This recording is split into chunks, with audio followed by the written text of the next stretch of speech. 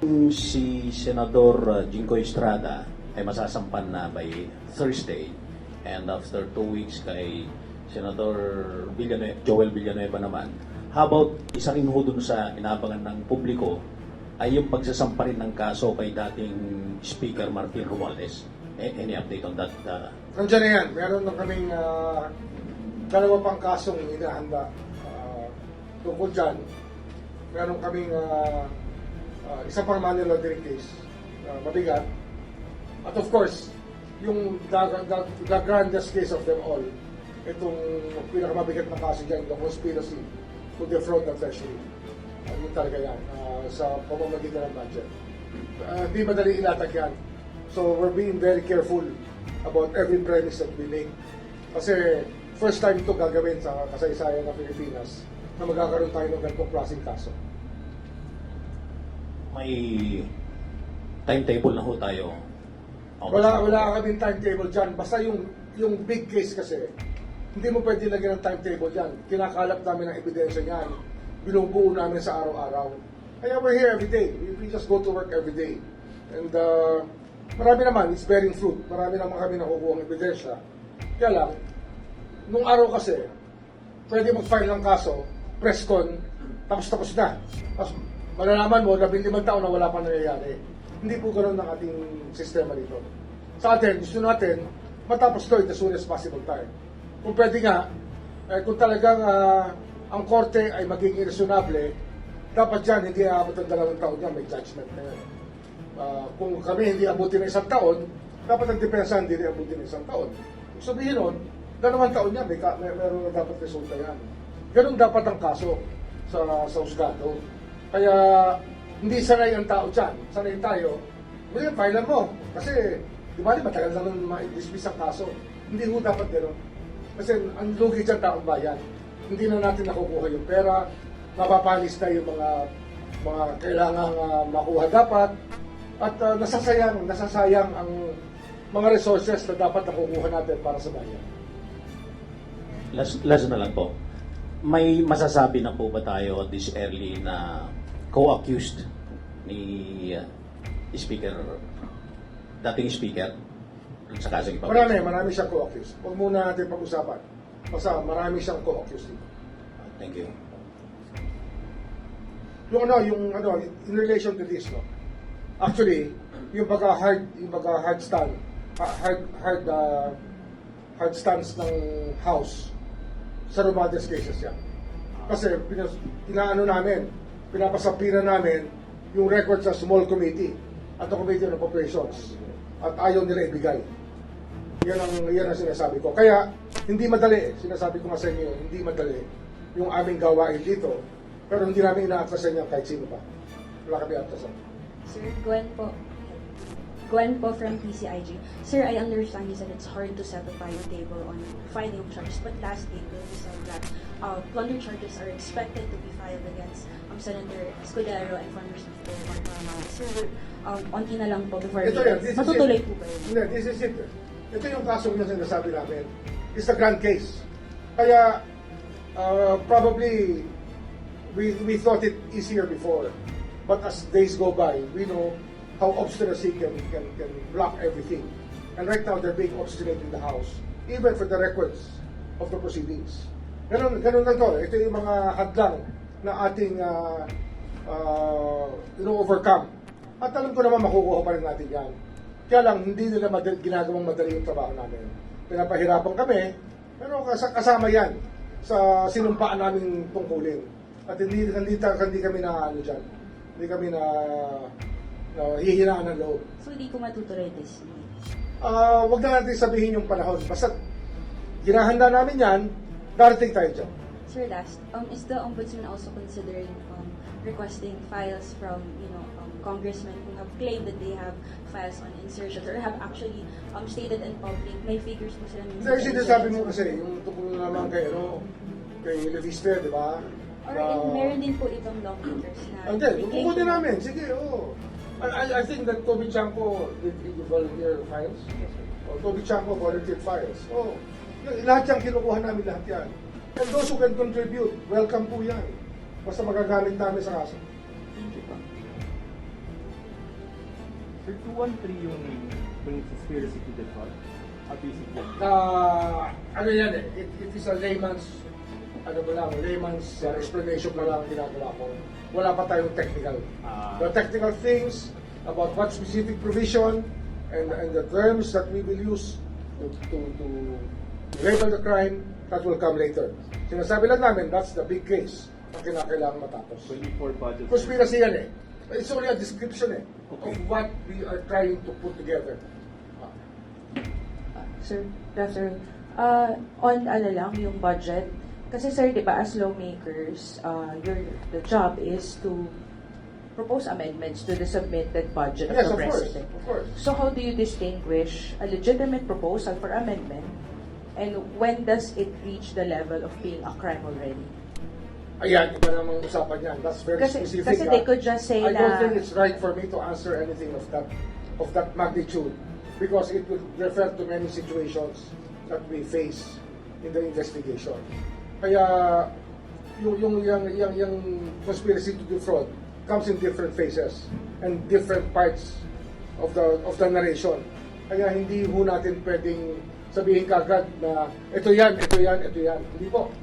Binubuo natin lahat yan para magtugma-tugma lahat ng bagay. Sir, part ba nung difficulty is because proposing an amendment on the part of the lawmaker is not per se a Hindi, pwede crime. yan. Alam mo yan, may period of amendments yan sa rules. Meron yan. Ang hinahanap mo rito, yung amendments na wala man sa record eh. Na Small committee, sir. yung Yung insert ka wala lang sa sunod ng final version ng budget. Mga amendments na hindi kasama sa plenary deliberation pero bigla na lang nagbago, nagmilagro. O yung small committee nga eh. Kaya nga, ito yung tinatanong mo eh. Ngayon, they're trying to stop us from getting the information. But I told you about that already this morning. The first thing that I told you about was this one. The hardliners who do not want us to get into the bottom of things. At marami dyan nasa house ngayon. Sir, 2024, 2025 budget. 25, 24, yes. Sir, on another topic lang. Sir, I understand ongoing yung investigation on the Senate shooting incident. Yes. Meron na po ba tayong nakikitang liability on the part of the senators? I wrote this- merong public I wrote the pronouncements Senate also of President. helping the Naalarm kasi ako, Senador. na-alarm ako. Nung nakita ko si Aplasta, still talking on media and still parang holding office somewhere there. So I wrote Senator Cayetano about enforcing the preventive suspension given by this office. And we have not yet received a reply from the Senate President, but we expect one. Kasi nga, we will know if he is complying with our order or not. Kasi ano yan eh, he was acting Sergeant at Arms of the Senate, but he is the Sergeant at Arms of the Commissioner of Appointments. Baka gusto nila magpilosopo, ibahin pa nila yung usapan. Isa lang yan. Kung anong posisyon niya na hinahawakan, preventively suspended po siya. Benefit daw, sir.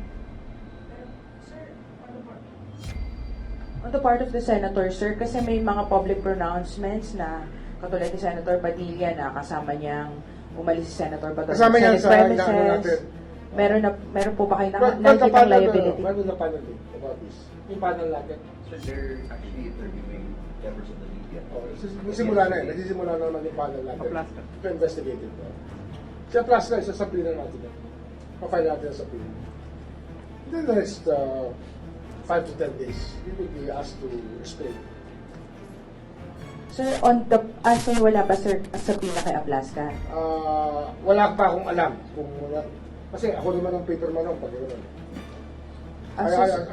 Inako ko na yung pagpirma ng mga sapina para walang magrereklamo na kung na ang dami-dami sapina na gagaling kung kanin-kanino sa loob ng opisina ng ombudsman. Inako ko na, ako na nagagawa.